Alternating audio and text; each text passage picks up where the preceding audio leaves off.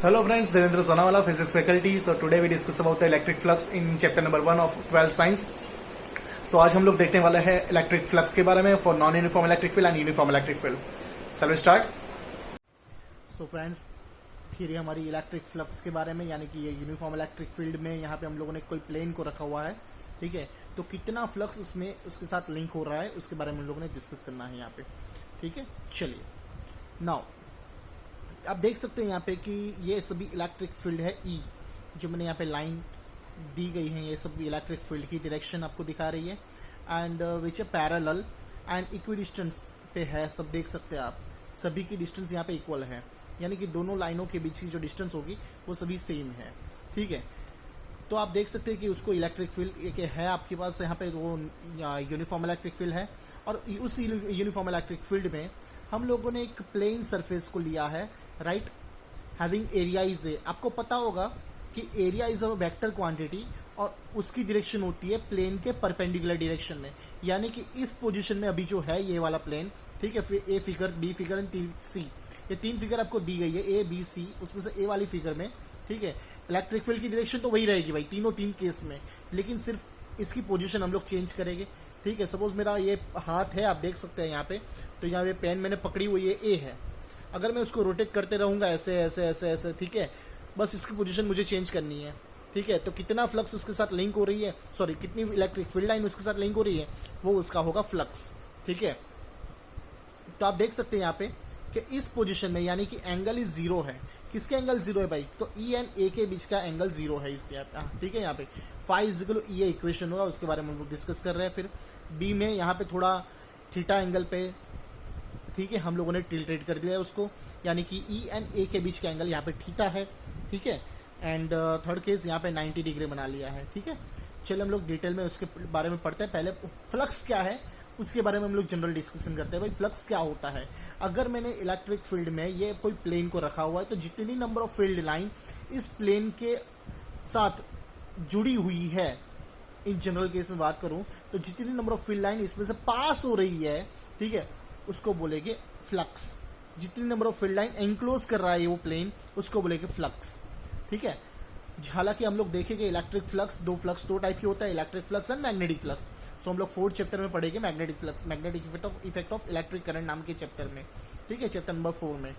सो यहाँ पे आपको पढ़ना है अभी electric flux. Electric flux is a quantity proportional to the number of electric field lines passing through the surface.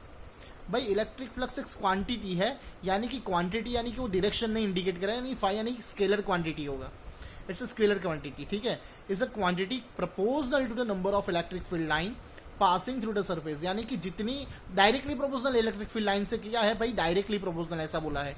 Electric flux is a quantity proportional to number of field lines, यानी जितनी number of field lines उसमें से पास होगी, ठीक है, उतना flux भी बढ़ेगा, ठीक है. Now consider a surface of area capital है placed in a uniform electric field E.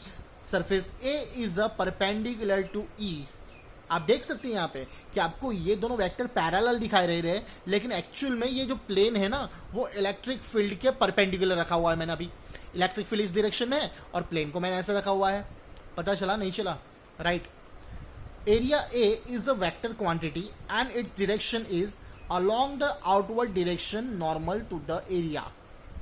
Okay, यहाँ पे एरिया है जो वेक्टर क्वांटिटी होने की वजह से उसके आउटवर्ड डायरेक्शन में एक ही डायरेक्शन होगी. यहाँ पे पता चला? नहीं चला? Here area vector A and E both are in the same direction. आप देख सकते हैं भाई कि ई और ई के बीच का एंगल दोनों सेम है. Now electric field can also be defined in term of the electric field lines. Okay, electric field at any point in the number of electric field lines are passing through the surface, right, of the unit area placed perpendicular to the electric field at the point. Therefore the number of line passing through the surface of area A will be E dot A. भाई यहाँ पे क्या बोला इन लोगों ने, ध्यान से सुनिएगा. electric field at any point is the number of electric field line are passing through the surface of unit area, ठीक है, placed perpendicular to the electric field at that point.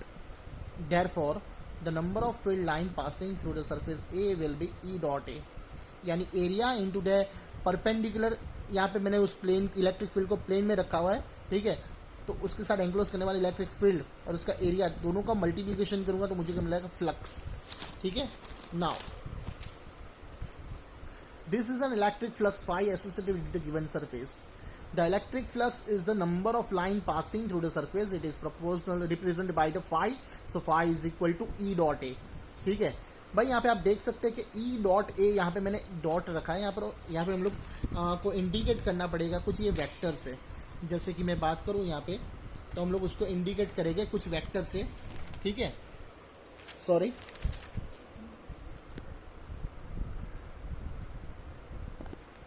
देखिए, सो हम लोग यहाँ पे इंडिकेट करके ई डॉट ए, पहले तो मैंने इसको सिंपली ऐसे ही फॉर्म में कन्वर्ट किया, बाद में मैं आपको वेक्टर फॉर्म दिखाना हो। चलिए, सो ई ए होगा आपका मल्टीप्लिकेशन, उसको बोलेंगे 5। Now if this surface under the consideration is not perpendicular to the field, the number of field line passing through it must be less. देख सकते हैं आप कि फिगर में आप देखेंगे तो आपको पता चलेगा बेटा, ठीक है, कि फिगर में देखेंगे तो आपको पता चलेगा कि यहाँ पे इस पोजीशन में बहुत ज़्यादा नंबर ऑफ लाइन इसमें से पास हो रही है। और जब मैं ये 0 डिग्री से, ठीक है, थोड़ा मैं टिल्टेड कर दूँ, यानी कि परपेंडिकुलर है ना अभी इलेक्ट्रिक फील्ड के, उसकी मैं थोड़ा टिल्टेड कर लूँ तो ये वाली नंबर ऑफ फील्ड लाइन इसमें से पास हो जो रही है ना, वो कम हो जाएगी। और लास्ट में देख रहे हैं यहाँ पे से बहुत मुश्किल से एक लाइन पास हो रही है, या फिर नहीं भी होगी, पता चला नहीं चला। यानी इस पोजीशन में फ्लक्स 0 हो सकता है, इसमें थोड़ा मिनिमम हो जाएगा, यानी कि कम हो जाएगा, और यहाँ पे मैक्सिमम होगा, यहाँ पे मैक्सिमम, यहाँ पे मिनिमम, और यहाँ पे इन बिटवीन टू, राइट, यानी कि थोड़ा कम होगा फ्लक्स, ठीक है। अभी ध्यान दीजिएगा,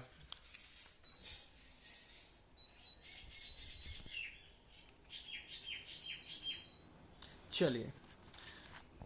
now as shown in figure B, if the surface of area A is the making an angle of theta with the direction of the electric field E, then to determine the electric flux link with the surface, we have to consider that A cos theta component of the A parallel to this electric field, sorry. Hence, electric flux link with the surface is phi is equal to E A cos theta. अभी ये क्या कहना चाह रहा है यार, तो B वाली फिगर देखिए, पीछे वाली, तो फर्स्ट में क्या था कि ई और ए के मल्टीप्लिकेशन को कहते हैं फ्लक्स, और कंडीशन ये थी कि ई और ए एक ही डायरेक्शन के होने चाहिए, तो मैं मल्टीप्लिकेशन कर सकता हूं। तो मैं अगर मैंने इसको टिल्टेड कर लिया ऐसे, ठीक है, तो ए तो ऊपर चला गया, तो क्या करना है फिर, तो ए का ई की डायरेक्शन वाला कंपोनेंट लेना है मुझे, और बाद में उस कंपोनेंट और ई का मल्टीप्लिकेशन करना है। पता चला नहीं चला, यानी ए का ई की तरफ का कंपोनेंट क्या होगा, ए कॉस थीटा। भाई मैंने एक आपको रूल बताया था कि जिसके साथ वेक्टर एंगल बनाता है ना, उसको कॉस लेना है, अदर वन को साइन लेना है। तो एंगल किसके साथ बना लिया, इसके साथ, तो इस तरफ का कंपोनेंट आएगा ए कॉस थीटा। पता चलो, तो ई और ए कॉस थीटा एक ही डायरेक्शन में है, तो उन दोनों का मल्टीप्लिकेशन कर लो तो आपको मिलेगा फ्लक्स, और flux phi is equal E A cos theta. और पता होगा आपको कि ई और ए दोनों वेक्टर क्वांटिटी है, और यहाँ पे कॉस थीटा के साथ मल्टीप्लिकेशन किया है, तो ये कौन सा प्रोडक्ट हुआ पता है, ठीक है, scalar product of two vectors हुआ, यानी कि डॉट प्रोडक्ट हुआ, यानी कि ई डॉट ए आप आराम से लिख सकते हैं। यहाँ पे आप देख सकते हैं यहाँ पे कि E A cos theta is equal to E dot A. Electric flux is the scalar quantity, ऐसा unit of is newton metre square पर कूलम और वोल्ट इनटू मीटर। पता चला नहीं चला, तो ये आपकी थियरी हो गई इसके बारे में। चलिए हम लोग बात करने वाले हैं, अभी हम लोग बात करेंगे नॉन यूनिफॉर्म इलेक्ट्रिक फील्ड के लिए। ध्यान से देखिएगा, अभी ये थियरी है आपकी नॉन यूनिफॉर्म इलेक्ट्रिक फील्ड। अगर मैं किसी प्लेन, आर्बिट्ररी शेप वाले प्लेन को मैंने यहाँ पे इलेक्ट्रिक फ्लक्स मुझे ढूंढना है, ठीक है, तो कितना इलेक्ट्रिक फील्ड इसमें से पास हो रहा है, ठीक है, उसके बारे में हम लोग डिस्कस करेंगे। तो यहाँ पे आप देख सकते हैं यूनिफॉर्म इलेक्ट्रिक फील्ड नहीं है, यहाँ पे सभी इलेक्ट्रिक फील्ड कैसे है, नॉन यूनिफॉर्म इलेक्ट्रिक फील्ड वाली है, ठीक है। और आर्बिट्ररी शेप का यहाँ पे मैंने कुछ रखा हुआ है सरफेस। पढ़ते as shown in figure, consider an arbitrary surface in electric field, divide this imaginary surface into small surface element. भाई क्या बोला उन लोगों ने कि इस बड़े से वाले जो प्लेन था ना, उस प्लेन को मैंने छोटे छोटे बहुत सारे हिस्सों में, ऐसे एलिमेंट्स में डिवाइड कर दिया मैंने। उनमें से मैंने एक एलिमेंट लिया है जेट एलिमेंट, ठीक है, ईजेट। तो ईजे एलिमेंट मैंने लिया है, यानी कि एक जे वाला एलिमेंट लिया था, उसमें से पास होने वाला इलेक्ट्रिक फील्ड है ईजे, और उसका एरिया होगा डेल्टा एज। डेल्टा यानी कि वो इंडिकेट करेगा ये वाला बहुत छोटा है, सो डेल्टा एज है ये, और ई और डेल्टा एजे का बीच का एंगल है theta, okay. if the electric element is infinitesimal small and the surface is not highly irregular. Highly irregular का मतलब हो कि भाई बहुत क्रश नहीं होनी चाहिए वो, ठीक है, बहुत ज़्यादा क्रश होगी तो फिर हम लोग सभी एलिमेंट्स को जो लेके, ठीक है, एकदम मतलब क्या होगा कि उसमें से पास होना इलेक्ट्रिक फील्ड हम लोग ठीक तरीके से हम फ्लक्स फाइंड नहीं कर सकते फिर उसमें से कि कितने, और पता भी नहीं चलेगा ना, राइट, कि फ्लक्स कैसे वहाँ पे लिंक कर रहा है, कितना एंगल बना रहा है, ठीक है, उस पर्टिकुलर एलिमेंट का एरिया किस तरफ है, राइट, तो बहुत दिक्कत हो जाएगी यहाँ पे। तो बहुत ज़्यादा क्रश नहीं होना चाहिए हमके हमारे यहाँ पे प्लेन, ठीक है। तो highly irregular each surface element can be considered as a plane, ठीक है, यानी सभी एलिमेंट को मैं एक प्लेन कंसिडर कर सकता हूं मैं यहाँ पे। Suppose the vector delta A J is an area vector of the jet element and the electric field at this element is EJ, the electric flux associated with the jet surface element will be, वही equation है लेकिन इन दोनों का multiplication कर लिया scalar product of two vectors में, तो phi J is EJ dot delta AJ.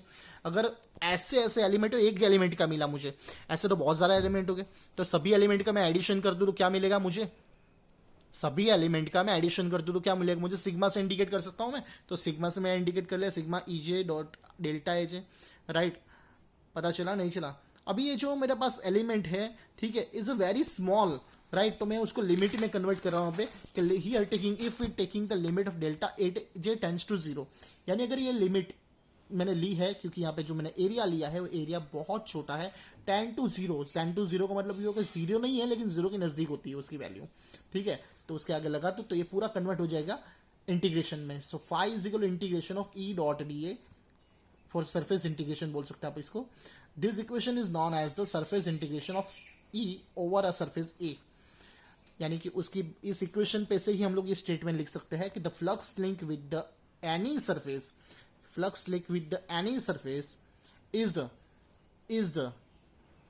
The surface integration of the electric field in the given surface.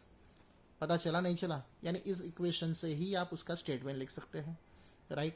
सो बेटा ये थियरी है, दोनों थियरी बहुत इंपॉर्टेंट है, और ये इक्वेशन तो यानी कि हम लोगों ने अभी देखा कि दो इक्वेशन देखे, अगर यूनिफॉर्म इलेक्ट्रिक फील्ड होगा तो इक्वेशन होगा phi is equal E dot A, यानी कि EA कॉस थीटा, ठीक है, और अगर नॉन यूनिफॉर्म इलेक्ट्रिक फील्ड में अगर रखे तो इक्वेशन होगा phi is equal to integration of EDA, पता चला। और यही इक्वेशन का हम लोग यूज करेंगे गॉस इक्वेशन में, ठीक है, जो हमारी नेक्स्ट वीडियो है, ठीक है।